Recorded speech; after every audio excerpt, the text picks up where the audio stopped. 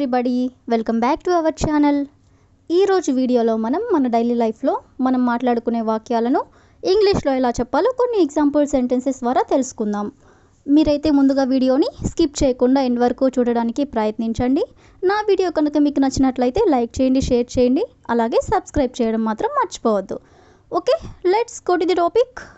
First sentence ఒకసారి చూడండి. నువ్వు ఎవరిని వెళ్ళమని అడుగుతున్నావు? అదేవిధంగా నువ్వు ఎవరిని ఆ పని చేయమని అడుగుతున్నావు? ఈ టూ సెంటెన్సెస్ కూడా ఒకసారి చూడండి.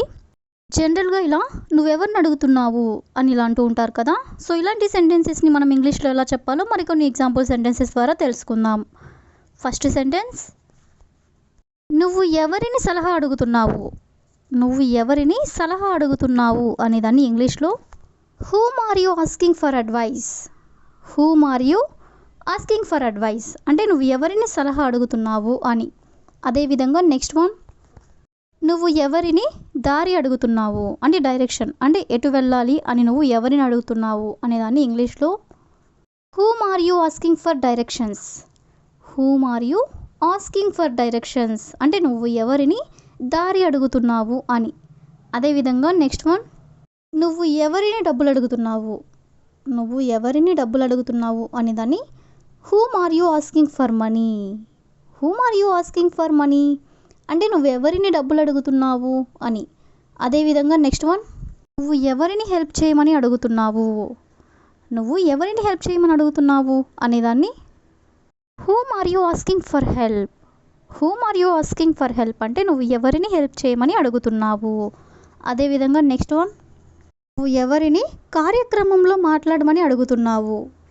నువ్వు ఎవరిని కార్యక్రమంలో మాట్లాడమని అడుగుతున్నావు అనేదాన్ని ఇంగ్లీష్లో whom are you asking to speak at the event? whom are you asking to speak at the event అంటే కార్యక్రమంలో మాట్లాడమని ఎవరిని అడుగుతున్నావు అని. అదేవిధంగా నెక్స్ట్ వన్, నువ్వు ఎవరిని ప్రాజెక్ట్ గురించి అడుగుతున్నావు అనేదాన్ని whom are you asking about the project?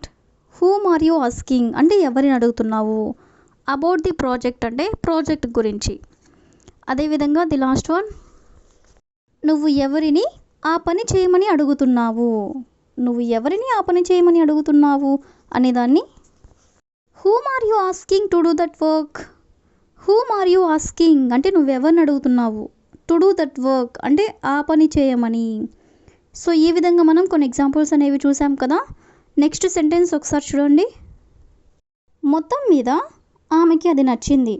అదేవిధంగా మొత్తం మీద ప్రయాణం బాగా జరిగింది అంటే ఈ టూ సెంటెన్సెస్ కూడా ఒకసారి చూడండి.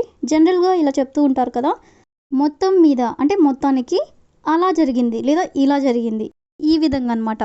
సో మొత్తం మీద అనే ఓని యూజ్ చేసుకొని దానికి సంబంధించిన కొన్ని రిలేటెడ్ ఎగ్జాంపుల్స్ అనేవి చూద్దాం. సో ఫస్ట్ సెంటెన్స్, మొత్తం మీద పరీక్ష పెద్దగా కష్టంగా లేదు. మొత్తం మీద పరీక్ష పెద్దగా కష్టంగా లేదు అని చెప్పాలనుకున్నప్పుడు all in all the test wasn't too hard. All in all అంటే మొత్తం మీద, the test wasn't too hard అంటే పరీక్ష చాలా పెద్దగా లేదు అని. అదేవిధంగా నెక్స్ట్ వన్, మొత్తం మీద ఆమె బాగా రాణించింది అంటే బాగా పర్ఫామ్ చేసింది అని. సో దీని ఇంగ్లీష్లో all in all she performed well. All in all అంటే మొత్తం మీద, షీ పర్ఫార్మ్డ్ వెల్ అంటే ఆమె బాగా పర్ఫామ్ చేసింది అని. అదేవిధంగా నెక్స్ట్ వన్, మొత్తం మీద నా కొత్త ఉద్యోగంలో నేను సంతోషంగా ఉన్నాను అంటే నాకు వచ్చినటువంటి న్యూ జాబ్లో నేను సంతోషంగా ఉన్నాను అని చెప్పాలనుకున్నప్పుడు all in all I am happy with my new job. All in all అంటే మొత్తం మీద, ఐఎమ్ హ్యాపీ అని నేను సంతోషంగా ఉన్నాను, విత్ మై న్యూ జాబ్ అంటే నాకు వచ్చినటువంటి కొత్త జాబ్తో. అదేవిధంగా నెక్స్ట్ వన్, మొత్తం మీద పెళ్ళి బాగా జరిగింది. మొత్తం మీద పెళ్ళి బాగా జరిగింది అని చెప్పాలనుకున్నప్పుడు all in all the wedding went well. All in all అంటే మొత్తం మీద, ద వెడ్డింగ్ వెంట్ వెల్ అంటే పెళ్ళి బాగా జరిగింది అని. అదేవిధంగా నెక్స్ట్ వన్, మొత్తం మీద రెస్టారెంట్ బాగుంది. మొత్తం మీద రెస్టారెంట్ బాగుంది అనేదాన్ని all in all the restaurant was decent. All in all అంటే మొత్తం మీద, ద రెస్టారెంట్ వాస్ డీసెంట్ అంటే రెస్టారెంట్ బాగుంది అని. అదేవిధంగా నెక్స్ట్ వన్, మొత్తం మీద ప్రయాణం సరదాగా సాగింది. అంటే మొత్తానికి ప్రయాణం సరదాగా సాగింది అని చెప్పాలనుకున్నప్పుడు all in all the trip was fun. All in all అంటే మొత్తం మీద, ద ట్రిప్ వాస్ ఫన్ అంటే సరదాగా జరిగింది. ఏంటి? ప్రయాణం సరదాగా జరిగింది అని. సో ఈ విధంగా మనం మొత్తం మీద అనే వర్డ్ని తీసుకొని దానికి సంబంధించిన కొన్ని రిలేటెడ్ ఎగ్జాంపుల్స్ అనేవి చూసాం కదా. నెక్స్ట్ సెంటెన్స్ ఒకసారి చూడండి. ఆమెకి ఉన్న అంకిత భావం ఎవరికీ తీసిపోదు. అదేవిధంగా వారి కస్టమర్ సర్వీస్ ఎవరికీ తీసిపోదు. అంటే ఈ 2 సెంటెన్సెస్లో కూడా కామన్గా ఎవరికీ తీసిపోదు అనే వర్డ్ అయితే ఉంది కదా. సో ఎవరికీ తీసిపోదు అనే వర్డ్కి సంబంధించిన మరికొన్ని ఎగ్జాంపుల్ సెంటెన్సెస్ అనేవి చూద్దాం. సో ఫస్ట్ సెంటెన్స్, ఆమె ఎవరికీ తీసిపోదు ఇలా చెప్తూ ఉంటారు కదా జనరల్గా. సో దీన్ని ఇంగ్లీష్లో she is second to none. She is second to none అంటే ఆమె ఎవరికీ తీసిపోదు. అదేవిధంగా నా పాత బైక్ దేనికి తీసిపోదు. నా పాత బైక్ దేనికి తీసిపోదు అని దాన్ని my old bike was second to none. My old bike was second to none అంటే నా పాత బైక్ దేనికి తీసిపోదు అని. అదేవిధంగా నెక్స్ట్ వన్, రెస్టారెంట్ వాతావరణం ఎవరికీ తీసిపోదు. రెస్టారెంట్ వాతావరణం ఎవరికీ తీసిపోదు అని చెప్పాలనుకున్నప్పుడు the restaurant ambience is second to నన్.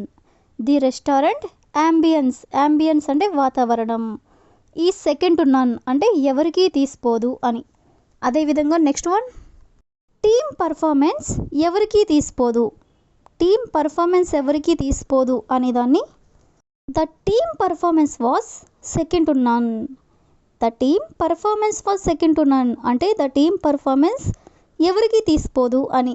అదేవిధంగా నెక్స్ట్ వన్, అతని కుకింగ్ స్టైల్ ఎవరికీ తీసిపోదు అని చెప్పాలనుకున్నప్పుడు his cooking skills are second to none.